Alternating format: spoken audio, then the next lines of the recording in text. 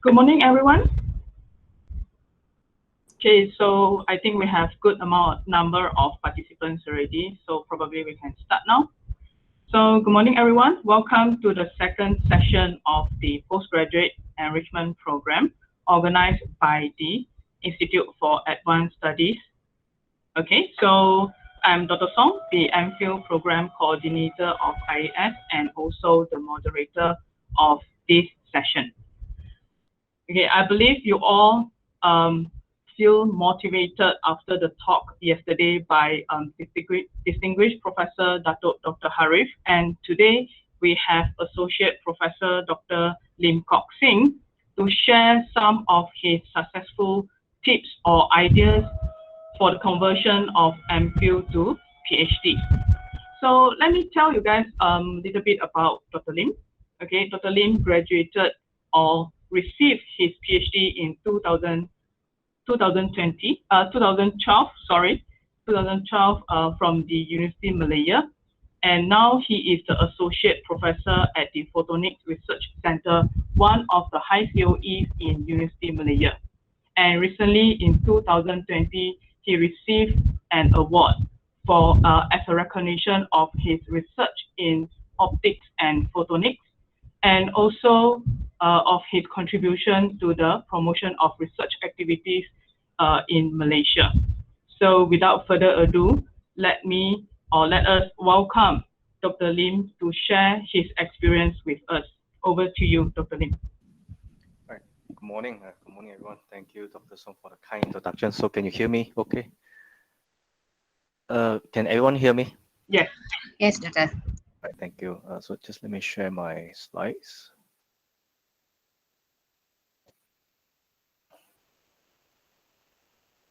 Okay.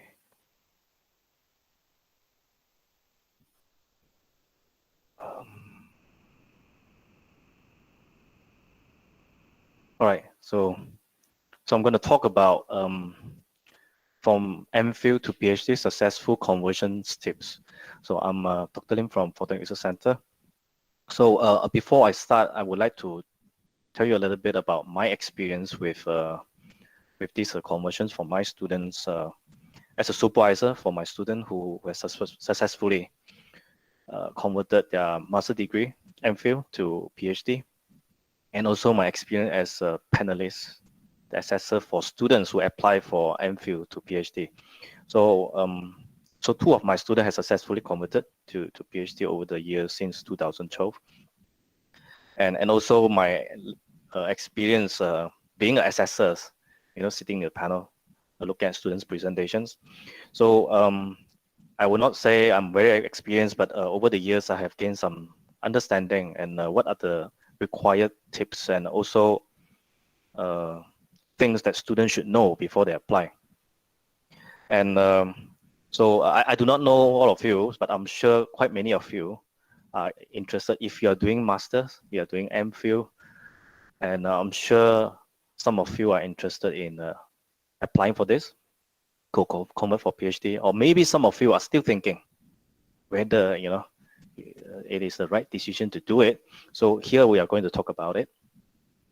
So this is the outline of my talk today. So I'll be talking about master's research program, right? And also what's the difference between the master program and also the PhD program. So it's important to know the benefits, right, of each program, and also to know the differences. So it's important. And also if you are interested to get PhD, so whether it's through completing the current program, master program, and go for PhD later, or you want to go for conversion during your master degree. So what does it take to get the PhD? So I'm going to talk about it. So what are the requirements, expectation, and preparations? So lastly, I'll give you some tips. And you can ask me questions after that. So understand the benefits and differences. So a master degree is a second cycle academic degree. So first level of postgrad study is after your bachelor degree and before a PhD. So it allows specialization and concentration within a field, so they can focus your study in depth and particular aspect of the subject. So let's say, for example, you're doing Well, I'm a physicist and I'm also an engineer myself. So I would like to give you some example. So let's say if you're doing engineering in telecommunications, for example, or you have a bachelor degree, a BSc in physics, for example. So you think that, I want to know more about my field, my current field in physics. So yeah, you can go ahead and do your master. I'm sure some of you are, many of you were motivated to do so before you join in. And but some of you may have a different thought. And I've seen students who are from a different field. Say they are from educations, right? And then they come into the research program in physics. So I've seen some students, they are previously from chemistry and they jump into physics. Actually, physics is a very broad field. Some of them are doing material science, physical sciences, right? And so this physical chemistry, so a knowledge of from both fields are required. So in the Faculty of Science and Department of Physics, or even our centers, we have taken students from material science background, physics background, even engineering background. Basically, we are very much interdisciplinary. So students do so because they want to know something that they did not learn in their bachelor's degree. Right. So this is one way. Or they are already in the same field, they will just want to go deeper. So pursuing master degree, as it is especially well if you have been working in a particular career for some time and hopefully qualify for some leadership within your field. So this actually refers to those who are who wants eventually who wants to go to the job market, who wants to go to the industry, who wants to go to the business world. All right. So when you go to job market industry, you definitely need to know a little bit more outside other than what you have learned in your bachelor degree. So because of the nature of the company, the requirement of the job, so you might need to know a little bit something different. So I've seen physics students pursue a master degree in chemistry, and some even go into mathematics. So eventually it depends on what you want. So it's important to know yourself. What do you want? All right. Okay. So a master degree can be an excellent method for changing career. So just like what I said just now, because of some of the requirement of the company, because of the job nature, that you need to know something different. Some knowledge of different fields are required. So what you have learned in your undergraduate education is not sufficient to lead you in that direction. So a master degree will give you an opportunity to help you to start different directions. Right. So this is what master's degree is about. So the benefit as mentioned, so you get to have a specialization in a specific field, right? It can be in the same field, but you go deeper, or a different field, right? So definitely you spend less time and money compared to a PhD. So more career oriented than a PhD, meaning that you have a much, especially when you're choosing a different field for your masters. So you're actually more oriented, career oriented, because that is required in the industry. So you're looking for that. So that sets you apart from those who have bachelor's degree only. And yeah, you may have more employment opportunity. All right. And I've seen many people go for MBA. Yeah, so the MBA definitely is about business admin, and a little bit about management. So that is actually required, especially you want to take up some leadership and management positions in your institute or in your company. So a master degree can give you that, and it propel your career advancement, push you. You can go to a greater height in your career. So this is what master degree can offer you. So how about PhD then? So PhD are research-based academic degrees. So awarded in many fields. So one of the many reasons to get PhD is that you want to become a researcher because it's research-based degree. You want to be an academician, a lecturer, or a professor. So PhD definitely is required. So practically, PhD is mandatory, right? If you want to be a lecturer. So whether you want to teach in the colleges, private colleges, or in the universities, becoming a professor, well, it's nearly impossible now without a PhD. So although there are many examples, but those are very, very few. they manage to get a teaching position with only masters. Actually, quite some, but not so much of late. We have more and more people with PhD qualifications today. So most colleges and universities will want to see a progress towards PhD, meaning that even if they take you who has a master's degree only, eventually they want to see you, they want you to promise. They want to see an effort from you that, you want to pursue a PhD later on. And a PhD can be very helpful also. So other than in the academic world, it can be also helpful in the world of very competitive job market.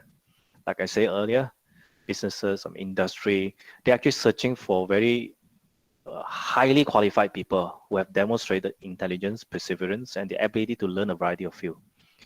So that includes engineering, information technology, biochemistry, and health sciences. Okay, but not limited to this, but actually a lot more. I don't think I can mention all of them. So whatever degree or whatever field that you are in now, right, I'm sure you can actually find a very competitive job in the market. So because a PhD or master are preparing you for that. All right. So, but the thing is, and of course, as mentioned earlier, PhD is not easy. So it actually requires more.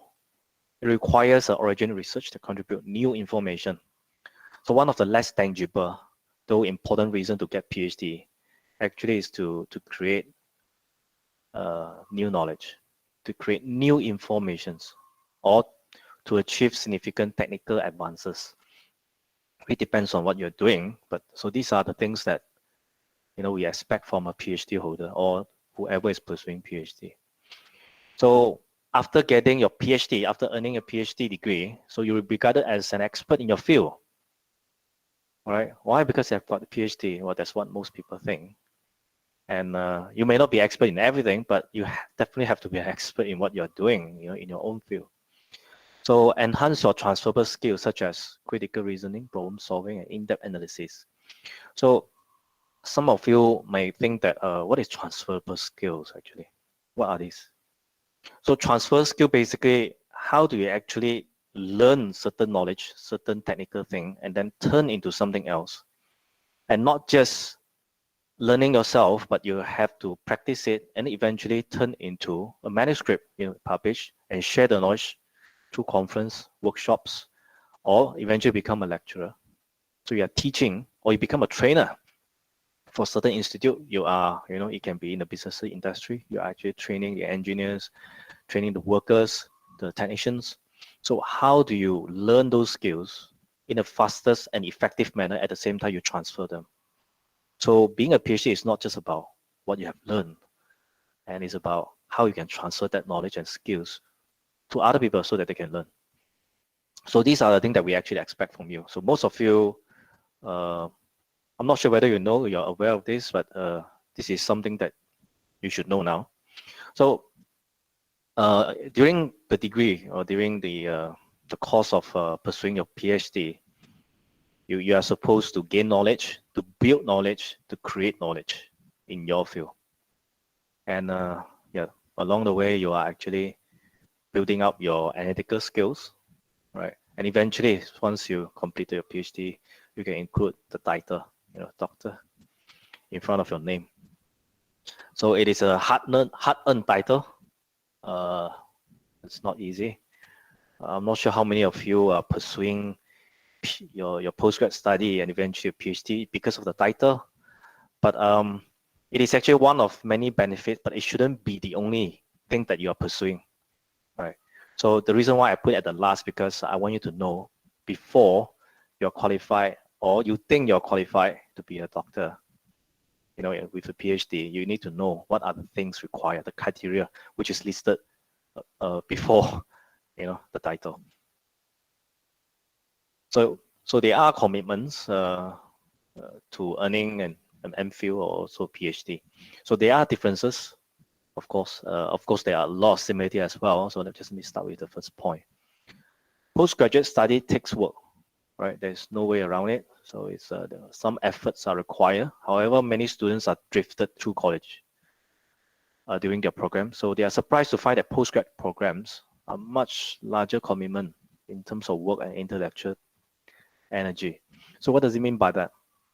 So for those who, if you already started your MPhil program for a long time, I'm sure you know, for those who are about to start or haven't started or just jump in, then you'll find that there's a huge difference between your MPhil and also your bachelor degree. So in bachelor degree, you get notes from a lecturer, from professors, and you go home, learn, read, you practice, you do a lot of tutorial, do your assignments, you submit, and take the final exams. Very much the same thing. Of course, there are certain different assignments along the way. But when it comes to MPhil in research, it's an entirely different thing. You are supposed to commit into a lot more work that requires a lot of intellectual energy, meaning that you don't get to refer to your seniors assignment. How did they do it? No, it doesn't work that way anymore. You have to do a lot of literature review. You have to do reading. So those work are done by other people, high quality work. You're supposed to learn that. So that you have to do a lot of analysis to learn through reading. And after that, you have to transfer that into something that you're about to do. So what are you going to do next? You have to plan your work, design your experiment, design your system, or design your models. So it depends on what you're doing. So that involves a lot of thinking, and not all models or system that you develop works. So definitely it takes some analysis, some experiment, and then some simulation maybe, experiment especially, so to prove your model is correct. So that involves a lot intellectual energy. That's what it means by that. So for instance, a postgraduate program can be very competitive. On top of the full research workload and some coursework, for example, methodology, students may need to take care of some duty for the supervisor. So while it varies from labs to lab, from center to center, but at some point you still need to participate in certain activities, for example, science expo, technology expo. So you have to develop a prototype, you create some products, some material, and you participate in the expo, exhibitions. It's competitions. Or you have to write a pattern, a draft for a pattern, right? Or you have to participate in the progress report because you're very much involved in the research. You have to help the supervisor to prepare those reports.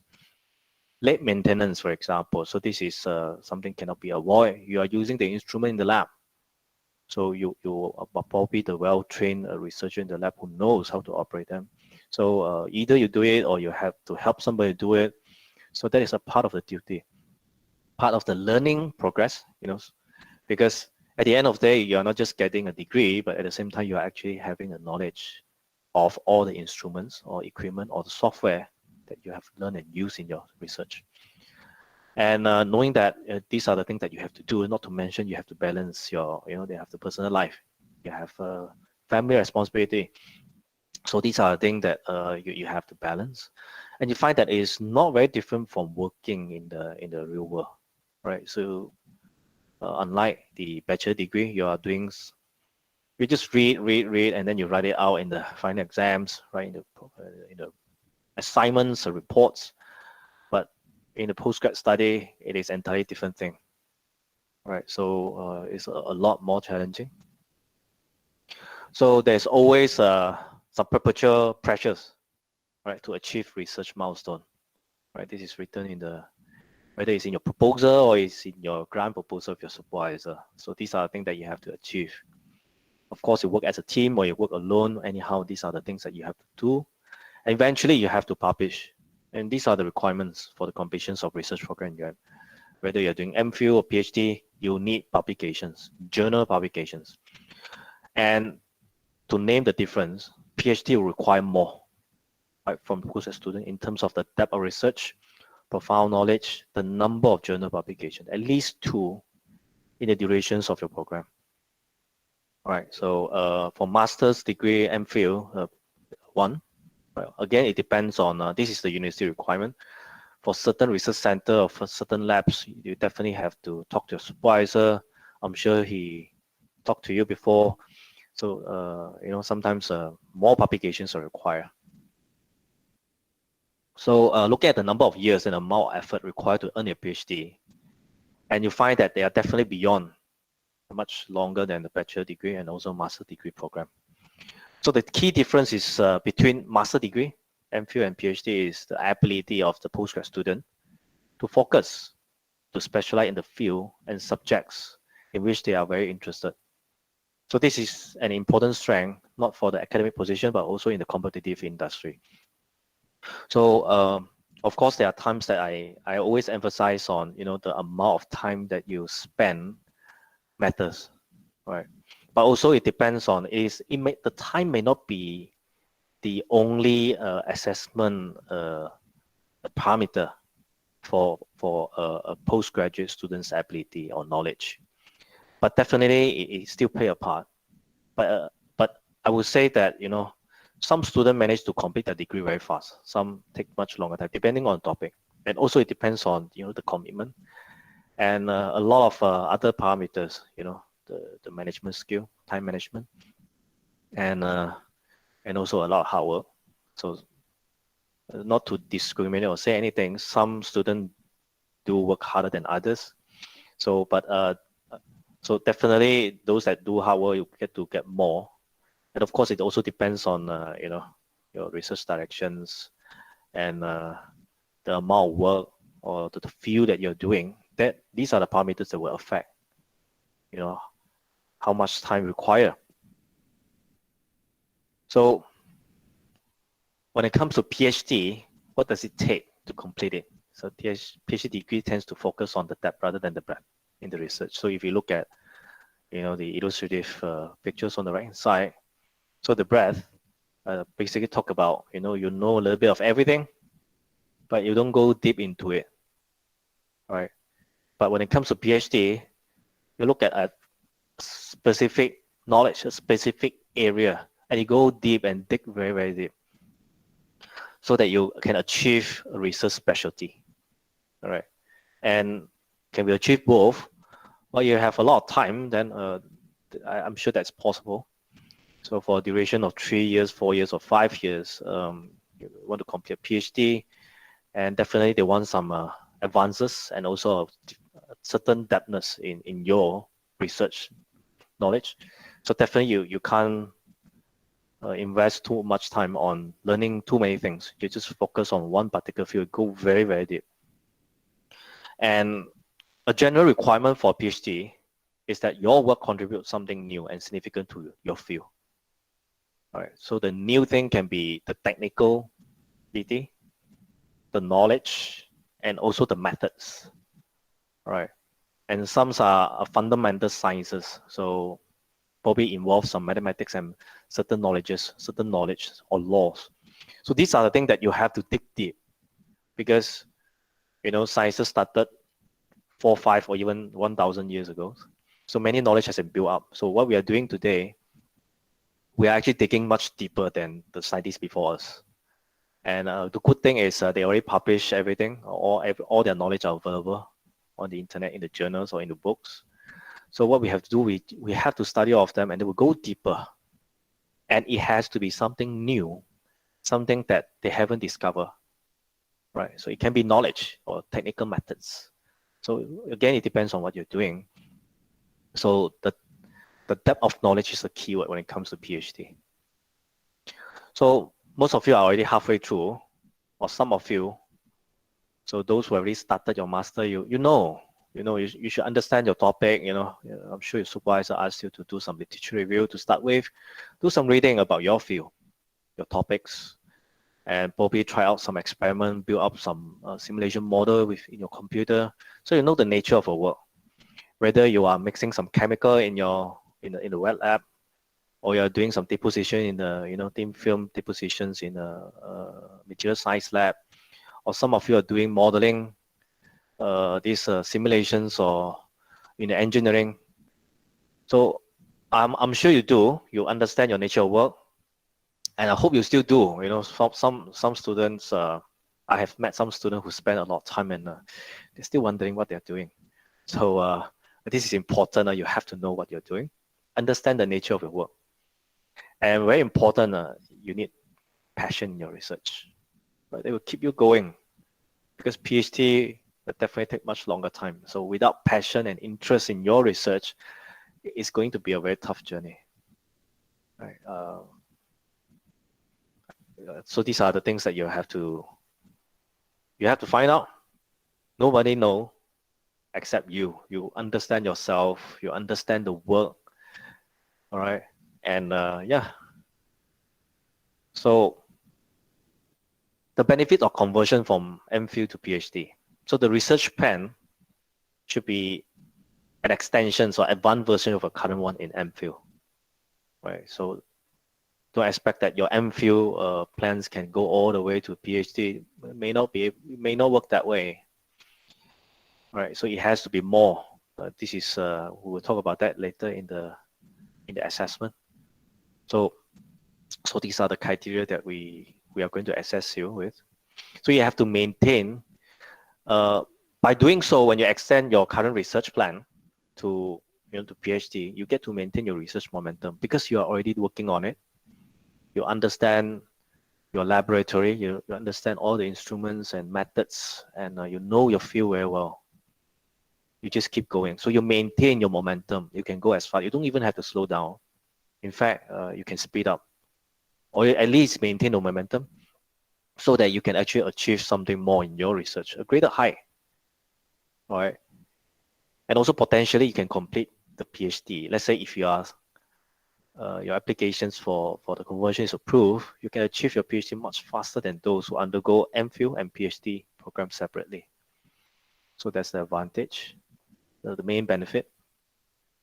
And to summarize, a PhD might be worth it if you truly love your field and enjoy your study. All right, this is important. If you are really suffering, but then probably you need to reprioritize and find out what makes you want to do your master or PhD in the first place. You need to enjoy it.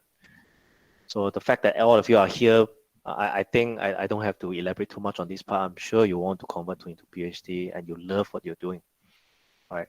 So you want the benefit and prestige associated with the doctorate degree. You want to be called as a Dr. Amira, for example. So having a doctor title. So definitely you have the prestige. Right. If you're looking for change of field, advances in career, master's degree probably is just a better option. You save your time gaining more experience in industry, in the job market. Probably that will actually propel you further. Sometimes in a job market, what people values more will be the actual experience in the industry. So though actually, if you are hoping for advancement in the industry, in the job market, or in the business world, so master degree probably is sufficient for you. So, and if you're not sure, right? So it's important to talk to your supervisor, talk to your course supervisor, right? Listen to their wisdom, So their advisors and their endorsements are important. So they will tell you, because you work closely with them and you meet them from time to time. So they also know you, they understand your capacity. And they should be able to give you the best advice possible. Right? And lastly, don't forget to do that. You have to talk to your family member. You have to seek for their support. And for some people, after finish bachelor degree, so for some family, they expect you to go to work. And you're doing master. And then later on, you're going to convert to PhD. These are something that you can't take it lightly. Say, I want to do it. You need to talk to your parents. Or you talk to, I don't know, some of you are already married. Talk to your husband, talk to your wife.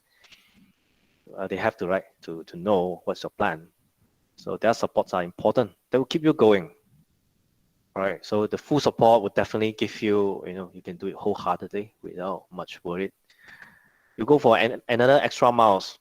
You finish it off, and yeah, you leave, you complete the degree, and then you get a PhD and with a doctor title. So the requirement, okay, this is important, right? So go download the guideline and forms from this website. Right, so the link is provided, is.um.edu.my, downloadable form. You look for this guideline and conversion form. So you have all the details. So you have to read every single line, right? So those are the guidelines. So first thing, you have to pass the methodology, a research methodology course offered by IAS. So all your progress reports are satisfactory. So meaning that you have to do your job right in your research so that your supervisor always give you some satisfactory comment. And then you have to prepare a report, 6,000 less than 6,000 words, and then print it for 3 copies that should contain your introductions, literature review, problem statement, research objectives, methodology, although it's not mentioned in the guideline, but it's useful. So you have to let them know how did you do it? What methods did you use to analyze, to process, to acquire data? And results and discussions are required. But this is important. So because you are applying for conversion, so meaning that you already spent at least a year in your MPhil and you have done some research, you have conducted some experiment simulations, right? Some designs or the mathematics, you have deal with some material in your lab. So what are the results, right? So those are the things that has to be presented, not just the result, but also the important analysis that comes with it. Discussions, those are important, right? That will help your assessor assess you, right? So the research plan for your PhD. So this is important, all right? Because whatever plan you make earlier for MPhil, right, may not be sufficient, right, for you to go for a PhD. So you need to come up with some discussion about your research plan. So the best way to show it would be your Gantt chart to distinguish, to differentiate your plan for PhD from your plan for MPhil. And lastly, the references. So references are important. It has to be up to date. So sometimes the assessor might look into it. If it's meaning up to date, meaning it's published in the past 3 years, for example, and it has to be sufficient of them. So it cannot be all published 10, 20 years ago. So that only shows that, you know, there's no related research happening in the recently. So those are the things that assessor might look into. So what are the requirements? So the proof of your research outcome. So these 3 copies. So first, or one of them, at least 1 journal paper that has been accepted for publications, and not all, and 1 presentation at the national or international seminar. So your proposal defense, candidate defense are not counted actually. So it has to be some other seminar. So it can be a seminar organized by your department for, you know, occasionally some university they do organize postgraduate seminars, right, for other university or for other department or for other faculties. So go ahead and participate. So after presenting, they'll give you some kind of acknowledgement or certificates that can be used as a proof of your presentation, and you need to use it for your applications. Or you have 1 patent, all right, which is pending for approval. So 1 present, and also a presentation at the national and international level seminar. So this is also required. Again, PD and CD are not counted most of the time. So other achievements as required by a faculty or research center.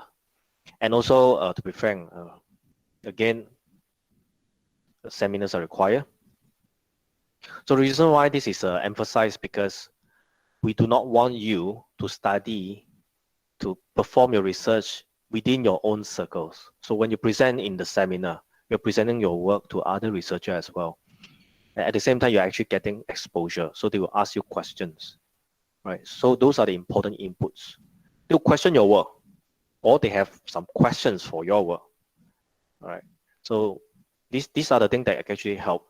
Based on what they ask, you know what are important and what are the things that you need to improve in your work. Remember, I mentioned about transferable skill, transferable knowledge. So when you do your presentation for seminar, you are actually transferring your knowledge, presenting your work to other people. So this is a good platform for the practice. And submit your application during the period of 12 to 15 months of your registration, from your registration date. So earlier than 12 months, no, you can't do it. And after 15 months, you can't do that.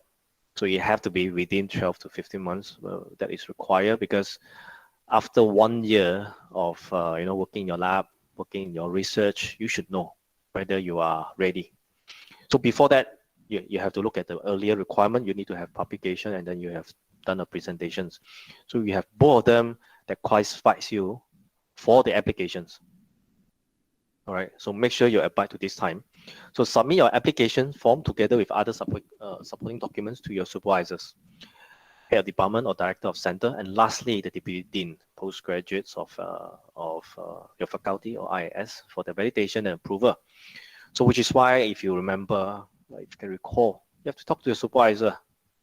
He's the one that, who knows you, who understands your work, and should be able to give you some advice. So, and lastly, the endorsement and validation from them are also important. Right. So if they are eager to help you, you should be able to get this done. There's no problem. In fact, I think the universities are encouraging the students who are interested to apply for these conversions. I'm sure your director, your supervisor, your health department are very supportive. Right, provided that you fulfill all these requirements as mentioned earlier. So IAS will contact your supervisor and request for the nominations of one internal assessor and also one external assessor. So external assessor has to be a lecturer, associate professor from other university from the related field to assess your work. Okay, so this is important. So reason why we need an external assessor is because you need people from a different perspective to work in the same field but working in a different environment. So they can give you a different insight. So this is important. So if you continue to work within the small circle, your ideas are very limited. So having an assessor from other university will definitely help you. So after that, you're required to give a presentation in the MPhil to PhD conversion seminar. So it's a 1 hour presentation and Q&A. All right, so you have to make sure you abide to the time given. So generally the formula is 40 minutes for presentation or to 45 minutes, and then another 15 minutes to 20 minutes for Q&A. Right, so what do we expect from the report or presentation? Or what do the panelists, the assessor, expect from you from the report and presentation? So a focused and comprehensive literature review based on the past and recent research reports or journals. So these are required.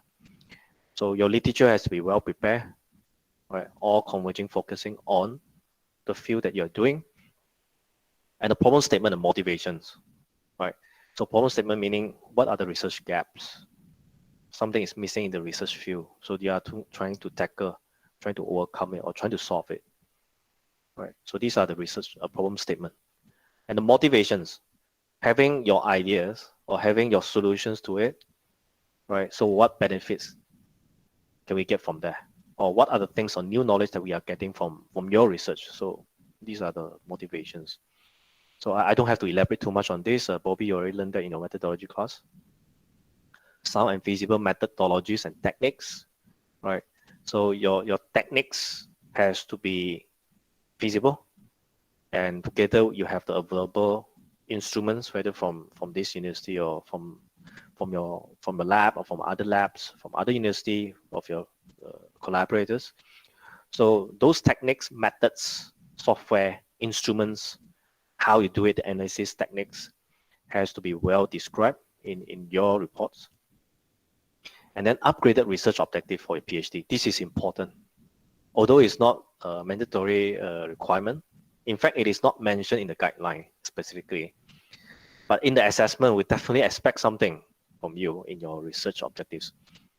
Okay, so you have to prove that, you have to do some adjustment, revisions, or certain changes to your objectives so that it meet the expectations of a PhD level, a PhD research. Because as mentioned earlier, your research objectives probably were designed for MPhil. So when you go for PhD, we expect something more. So it may not be, really depends on what you're doing. So I can't really give you a direct answer or what are we expecting from your objectives. But we will expect, again, what I mentioned earlier, the depthness in your knowledge, right? Or some difficulties in your method or some novelty in your research. So what are the things that you intend to achieve and acquire from your research? So these are the objectives has to be mentioned, right? So explain the state of the art of your research project. Okay, that will lead your work towards a novel and impactful findings. So you have to prove it. You have to write it, and convince your panel that your new objectives are leading your work towards that directions. You don't have to revise all of them. Probably just revise, you have 3 objectives, you add 1 more. Or you think that, you are revising the 3rd objective, you make it based on your recent finding, you think that you can actually do it more at a higher level. So you just revise the 3rd objectives, but when you do research, there are things, your plan will change. So we revise objectives all the time. So it's important to revise it, and then you have to give justification to it. So the finding of your current MPhil research should reflect the work that you have done so far and make a case that your topic's potential as a full PhD project, right? So the finding in your research, your result and discussion, so the finding, you have to use that to make a case to prove to the panel that it is a potential work for PhD. So, so these are the part that we expect from your reports and from your presentation slides. Convince your assessor that you're working on important original research. They can lead to scientific breakthrough, their novelties, significant technical advances, and so on. And don't forget Gantt chart I mentioned earlier. So you definitely need to show that. So the useful tips. Okay, there are a number of things you can do in your presentation. You need to plan ahead. When you started your MPhil, let's say you just started, this is important to you. You need to plan ahead whether you want to go for a PhD. So if you're going towards that direction, you might as well start planning now. All right, do more, meaning you are actually planning, although you're doing MPhil, you are actually planning ahead. You are planning your work as if you are doing a PhD work, if you have a plan for that. And also be aware of the conversion process, right? The requirement and criteria that I mentioned earlier, right? So you have 1 year to prepare and 1 year to decide. Okay, starting from the day of your registrations. Read the guideline, make sure you meet all the requirements for department and faculties. So sometimes, some faculty have extra, or they have a different rules. Right, so these are the things that you have to find out. Talk to your supervisor, talk to a senior in your lab, those who have gone through, who have applied successfully, and probably they can give you some insight. And write as you work. So when you're doing research, you have to start doing some writing. Whether it's for your progress report on the Maya, or you're writing something for your progress report for your grant, or you're writing a journal paper, you have to write. Okay, you have to do something. Eventually, you still need to prove that you have 1 journal publications before you apply for conversions. So you have to write something. Do not wait until the last minute. Otherwise, you'll be very, very stressful. You think that, I'm not ready. And then you have a very short window from 12 months to 15 months to submit your applications. And knowing that you have 1 month left before your 12th month, oh my goodness, can I make it? I think it's a bit very challenging. So if you plan ahead, start from day 1, and probably it will be very easy for you if you have some write-up and you can compile and turn into a report. And use the help, talk to your seniors, right, who has gone through the process, whether they fail or they pass, right? Probably they can give you some advice. So if they fail, why? Find out. If they pass, good. Listen to them and find out what are the things that, what experience that he has earned. What are the questions coming from the panel? You need a lot of practice. Practice a lot. Practice as in practice your presentation. You have to learn how to explain your work to other researchers, which is why seminar is important, right? So for certain labs, certain groups, they want the student to present in a meeting. So students present all the time. Very good. So if you're not doing so much, probably you have to look for some seminar. There are some free seminars, or there are some very, very low cost, the registration fees can be very, very cheap. Go for it. Just 100, 200 ringgit or some 300 ringgit. Get some sponsorship from a supervisor to go for it. I'm sure he'll be, happy to help you at least once. Go for that. You need that kind of practice. Whether it's for the requirement of your conversions, or whether it is for your own interest. Learning how to speak, public speaking is very important, not just for academic, but also in the real world later on. When you go to job market, you can speak well, that will give you a lot of advantage.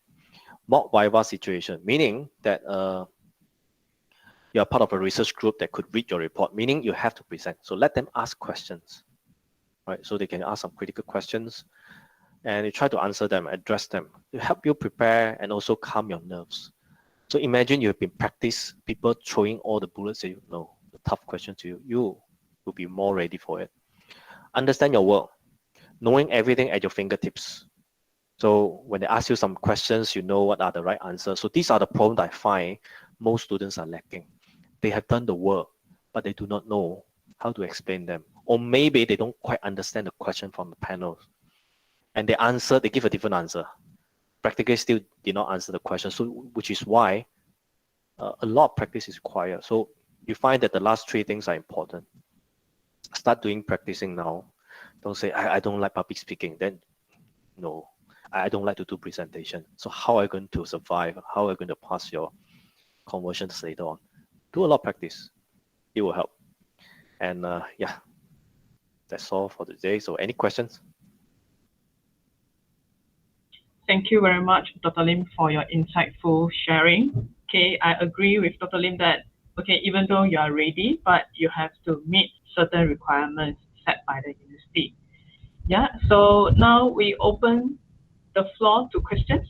Anyone will be a niche area. So if they want to find a job outside, outside the industry, so would that be actually an obstacle for them? If I have MPhil, it's not narrowed down. I mean the knowledge on certain field. So I found that a lot of graduate students, they actually have hard time to find job because of their PhD. Because the industry, the company think that, okay, you have this narrow, very niche area of this expertise. So they would like to hire MPhil master student instead of PhD student. So what do you think about that? Okay, I think your concern is correct. They are some concerns from the industry that, wow, you have a PhD and it's to a certain point it is much higher qualifications than your hiring manager. So would that be a problem? So let me be frank with you. This is not the case anymore for certain industry. I have seen some companies, they are doing some leading research. Okay, the research very much different from what we are doing in the university. So they are very much driven by what is needed in the market, what is needed in the industry for specific engineering. So they hire this PhD holder. They do. They pay. Well, it depends on your experience. So they see your experience during your how much time did you spend on your PhD as the working experience. And it so happened that what you do in your research matches the company interest, or your skills or certain experience handling certain instruments or certain data matches the company interest. They actually counted your experience in your PhD as the job experience. So one thing I need to remind the student that, having a PhD doesn't qualify you, making you better than anyone else, including your hiring manager or those who have similar years of working experience as an engineer, even without master's or PhD. That is not true. So you have to see that your experience in PhD or master as a working experience related to what you're doing. And this mindset has to be there. And I have to say, industry, they are ready to take in those who have PhD qualification. I cannot say all, but some are ready to take in. In fact, I have seen PhD holder ended up becoming a sales engineer or consultant. So they are selling very high-end instruments. Imagine they are selling NMR. If you're doing biology, you're doing something related to chemistry, NMR instruments, or FTIR, XRD, those material characterization instruments, they cost millions, a few hundred thousands. So they hire a normal engineer or normal sales engineer, won't be able to describe this to the customer. Customers are mostly master's degree, are researcher. So they want to talk to somebody who know how to explain their work to them, or they have some technical problems or questions. So if you don't have that kind of qualification, it's very difficult to convince your client that you are selling the right instrument to them. So of course, I would say that you have to do your market survey and then find out whether whether there will be any job opportunity for you other than staying in the university. So is there other opportunity out there? So these are the things that you have to find out. Thank you very much. I think this specialized experience or knowledge are actually still important in the industry nowadays, right? Okay, so we have Amiro. Do you have questions for Dr. Lim? Yeah, Dr. Lim, good morning. I just want to check, assuming that I'll apply to change from MPhil to PhD, after 12 months of my MPhil course, then assuming again that a few months after that, I decided no, PhD is too much for me. I want to go back to my MPhil. How would that be? Would that be acceptable, or I don't want to lose all if I don't complete PhD, whereas I have not yet completed my MPhil? What's your opinion? I don't think that is allowed. I don't think that is allowed. Meaning that when you apply, you have to make up your mind. So the fact that you already spent 12 months in the lab and you're working in the same field using the same instrument, you should know that what are the things. In fact, let's say if you're working closely with some PhD students, and you find that your work is not very different from them, except that a PhD requirement will be higher. And just picture yourself when you're spending your first 12 months, picture yourself you're doing a PhD already. So if you think you can survive that, you can apply for it. So if you still have questions, you better talk to somebody, make sure that you're confident, because to be frank, I think it will be a very, I don't think it's possible unless you submit an appeal to the IAS, but I don't think this is not how it works. I would not encourage you to do that. Yeah. But I think talk to a supervisor. He can give you a more accurate assessment. He'll tell you, he should convince you. Right? He should convince you as in whether you want to stay as an MPhil, he should convince you to stay at MPhil. Or if he thinks that, or she thinks that you are qualified for PhD, he should convince you as well to go ahead with PhD. Yes. Thank you. Yeah, always reach out to your supervisors, because supervisors are very busy, and if you have any idea, just talk to them. Yeah. So we have this one question here, Dr. Lee. Do you mind to give some explanation on the renewable energy? Renewable energy. That will be UMP that, right? Okay. I have friends and colleagues from UMP and to be frank, renewable energy is a hot potato.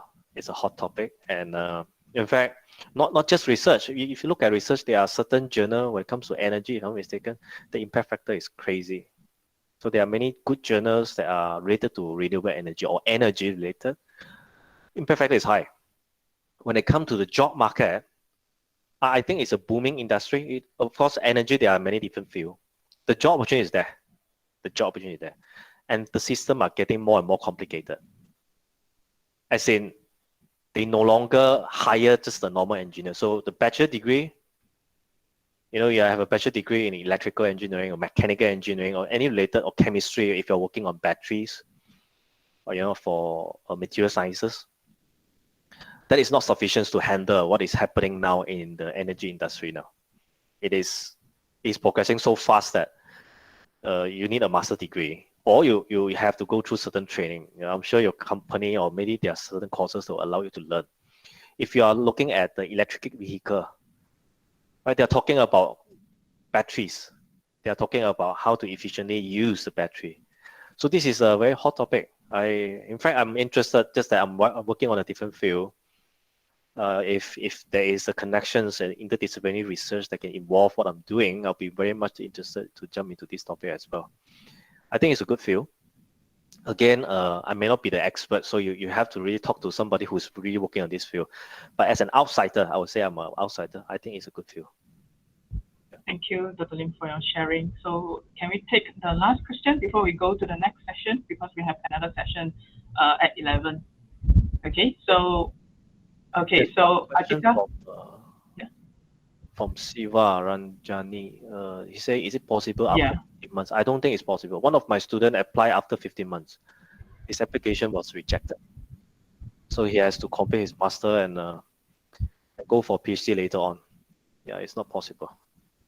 Or you can actually file an appeal and see whether IS accept it. It's okay to appeal, no harm doing that. But according to the guideline, it's from 12 to 15 months. Okay. Yeah, we need students have to do the presentation, commercial presentation within 12 to 15 months. Yeah. Answer to the Atika question. Probably we take the last question. So, Gertrude actually asked, can you explain to us how postdoctorate works for both locally and internationally? Okay, for postdoc, I would say that some people think that postdoc is a work after doctoral degree. It is another degree. This is not true. It feels like a job. It feels like a job. It's just that you are still continuing the work, but you're given more responsibility. And how do we evaluate that? You just look at the salary of a postdoc and the stipend that you're getting as a PhD student. So it's a huge difference. So the fact that they give you so much salary is because they expect a lot from you. And Bobby, you are also leading some of the research students as well. So because you are more experienced, they expect you to be able to do more and to help the professors, guiding the students, and among other things. So a postdoc, I would say that it is a good career path before you become a lecturer later on, so that you can actually build more publication, your portfolio in your research, and knowing that the job market for lecturer or professorships are getting very, very competitive. So having a experience as a postdoc would be very, very helpful. It's the same for local and international. And I would encourage you to go overseas, go to a different labs. Even if you stay in Malaysia, you can go to different universities, or you can go to other countries to get different exposure. I would like you to, my advice is to take advantage of this to make more connections. The connection would definitely be very helpful when you become a lecturer later on. You need research collaborations, and people will not just collaborate with you just because you send them an email. It will be better if you work with them before and they know you. You know, the connection is so strong that, you know, when you start a collaboration, it will be very, very, it will be easier in that way. So a postdoc is an excellent choice for your career development. Thank you again, Dr. Lim, for your sharing. So I think we have to end the session here. We hope to have you again, Dr. Lim, for our next event. Okay, thank you very much, Dr. Lim.